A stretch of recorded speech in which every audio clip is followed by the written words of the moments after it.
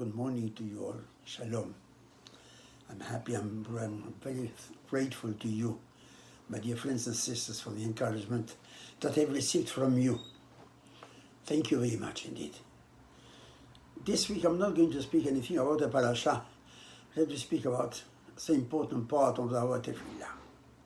You know, our tefillah, we start with Shevahim. We praise HaKadosh Baruch Hu. We thank HaKadosh Baruch Hu for all his kindness. And he does to us. And there is a part of the tefillah, which is the Amidah. The Amidah is silent. That's the order of the tefillah. You start tefillah with Shevahim, with praises and thankfulness to HaKadosh Baruch Hu. But at the end, almost at the end, you say the tefillah, and the tefillah is silent tefillah. They've always wondered, why is this tefillah silent? What do you say in the tefillah? Rofeh Olam is you pray for the sick people of Israel. What's wrong with why don't you say it aloud? You pray for Parnasah, Mevarech Hashanim, say it aloud. Why so? What's so secret about it? If the part of it would have been that you are confessing your sins, understandable. That's everyone. It's private. I was going to thank HaKadosh Baruch Hu and to ask Mehilah forgiveness from him, okay. But when you say tefillah, asking HaKadosh Baruch Hu for understanding, asking HaKadosh Baruch Hu for wisdom, say it aloud, what's the problem? Particularly last part of the tefillah. For example, ברכב תקע בשופר גדול לחירותנו, ברוך אתה השם, מקבץ נידחי עמו ישראל. Thank you, HaKadosh, that you bring together the people of Israel. Well, what's wrong with it? Say it aloud. Mahazil Shechnato LeSiyon, say it aloud. There is nothing in the tefillah that requires it to be said in silence. So what's the idea of praying HaKadosh Baruch Hu this tefillah in silence? The answer is a very important idea. You see, one question we want to ask. Bnei Yisrael were in the wilderness for 40 years, 40 shana. What tefillah did they say? Food, there was no problem. There was a man came down every day. The man is not a they. Bnei Yisrael described it as part of Lashon Hara. The man is, as HaKadosh Baruch Hu described, to be something beautiful, wonderful to eat. So they had their parnasah. Any question of illness and sickness, no problem. Ki ani Adonai rofe'echa. I, Hashem, will cure you, will heal all your sufferings. So there was no need to say tefillah. Tefillah for galut, tefillah for restoring the glory of Israel. No question. They had the glory. They were covered by Ananei Kavod, the crowns of glory. So what sort of tefillah did the Bnei Yisrael did in the wilderness? The answer is obvious. The tefillah Bnei Yisrael did in the wilderness was to thank and praise HaKadosh Baruch Hu for all his kindness. That's the main part of the tefillah. And that's why our daily tefillah is, can I say it, 90% of it are praises to HaKadosh Pesukei Dezimra, the Hallelujahs, everything is praising and thanking HaKadosh Baruch Hu for his kindness. So what happens with the question of Parnasah? The question of Parnasah is that we are ashamed to pray to HaKadosh Baruch Hu for refuah. We are ashamed to ask HaKadosh Baruch Hu for the Geulah. We are ashamed to ask HaKadosh Baruch Hu for health.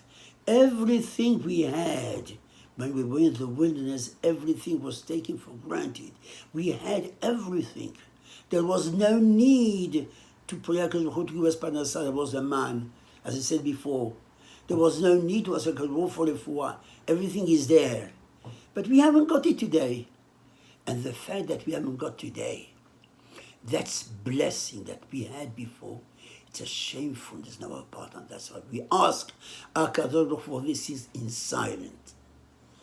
Mashal, an example. You bring up your son and your daughter. Give them parnasa, give them knowledge, give them wisdom, give them education. That's it. And give them advice.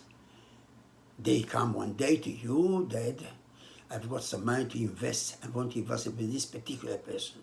Your father says, never on earth do that.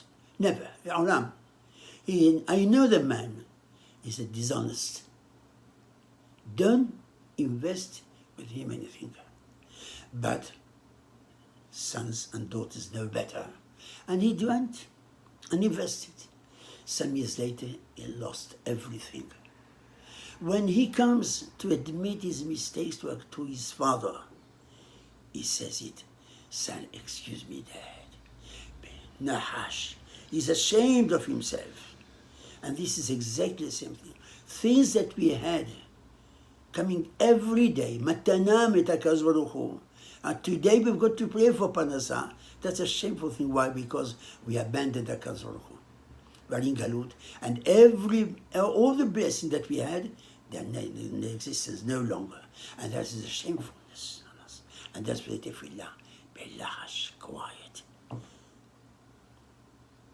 Tefillah, Bet HaMikdash, worse even than that. Bet HaMikdash, we had the greatest blessing on earth. Sarat Yerushalayim was the princess of all the cities in the world. That's how Yirmiyah Nabi describes it. And we haven't got Bet HaMikdash. Why? Because we sinned against HaKadosh Baruch Hu. Because we did not want to follow the advice of the Nebi'im. And then we lost everything. That was a shameful thing on us. The Pasuk says, La'ara va'keles nisbibotenu, the Goyim were mocking us. There's a passage in Gemara Sanhedrin that says that when Hananiah, Mishael, and Azariah came out of the furnace alive, he threw them in because they want to bow down to his Avodah Zarah. They came alive. The Goyim were all astonished. What a great miracle has happened to these people, to these youngsters. Hananiah, Mishael, and Azariah. And they came to the Jewish people and said, aren't you ashamed? You have such a great God who does so many miracles for you. And you still do Avodah Zarah? That was a shameful thing. Busha veherba, derision, humiliation, embarrassment on our part. We are ashamed of it. And that's we pray for HaKadosh Baruch Hu. In silence. Because we ruined everything because of our deeds. We spoiled everything. We had such a great kabod in the world. And everything was lost.